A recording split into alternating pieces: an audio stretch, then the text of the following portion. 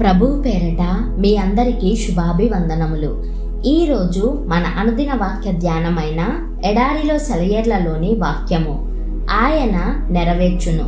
కీర్తనల గ్రంథము 37వ అధ్యాయము 5వ వచనము.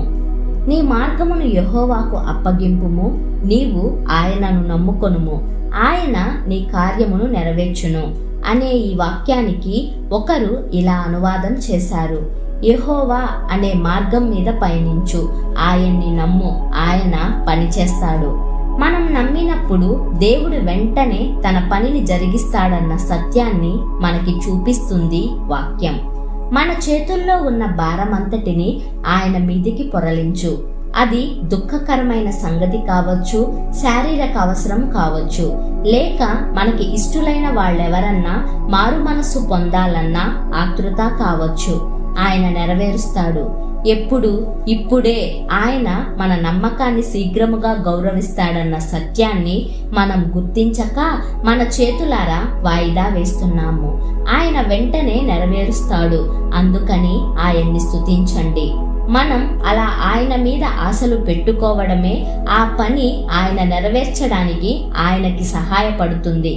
మనకైతే ఆ పని అసాధ్యం. దాని విషయం మనమిక ఏమీ కల్పించుకోము. ఆయనే నెరవేరుస్తాడు. ఇక ఆ పని విషయంలో నిశ్చింతగా ఉండి మరిక దానిలో వేలు పెట్టవద్దు. ఎంత హాయిగా ఉంటుంది. ఆ కష్టం గురించి దేవుడే పాటుపడతాడు. ఇలా చేయడం వల్ల నాకేం ఫలితం కనిపించడం లేదు అని కొందరు అనుకోవచ్చు. పర్వాలేదు, ఆయన పని చేస్తున్నాడు. నీ పని అంతా ఆయన మీదికి నెట్టేశావుగా. నీ విశ్వాసానికి పరీక్ష జరుగుతున్నదేమో. మొత్తానికి ఆయన మాత్రం పని మీదే ఉన్నాడు, సందేహం లేదు. మహోన్నతుడైన దేవునికి, నా కార్యము సఫలము చేయు దేవునికి నేను మొర్రపెట్టుచున్నాను. మరొక అనువాదం ఇలా ఉంది: నా చేతిలో ఉన్న పనిని ఆయన చక్కబెడుతున్నాడు. ఈ రోజుల్లో ఇది మన స్వానుభవంలోకి రావడం లేదా?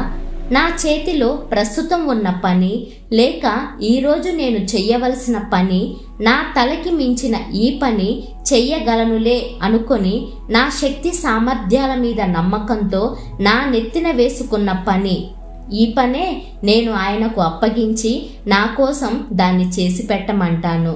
ఇహ చీకు చింత లేకుండా హాయిగా ఉంటాను. ఆయన చూసుకుంటాడు. జ్ఞానులు వాళ్ళ పనులు దేవుని చేతిలో ఉన్నాయి. దేవుడు తాను చేసిన నిబంధన ప్రకారం తన పని తాను చేసుకుపోతూ ఉంటాడు. తన చేతిలోకి తీసుకున్న పని ఏదైనా సరే దాన్ని పూర్తి చేస్తాడు. కాబట్టి గతంలో ఆయన నుండి మనం అనుభవించిన కృప భవిష్యత్తులోనూ ఇలాగే ఉంటుందన్న హామీ ఇవి చాలవా ప్రతి నిత్యము ఆయన వైపు చేతులు చాపడానికి?